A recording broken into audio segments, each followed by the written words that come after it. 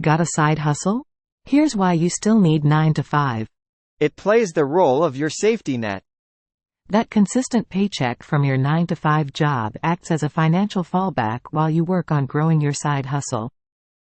It's a crucial support as numerous uncertainties surround the journey of entrepreneurship.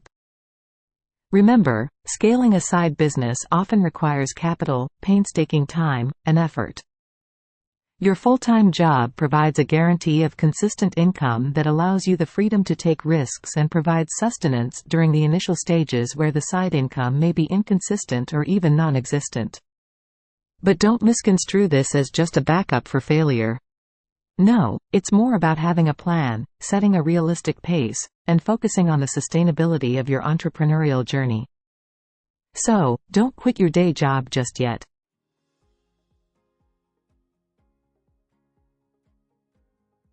Keep growing that side hustle with less stress, but remember, always work smart.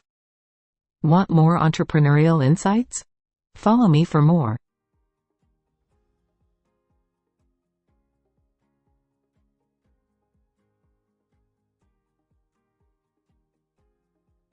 I'm a train wreck in the morning.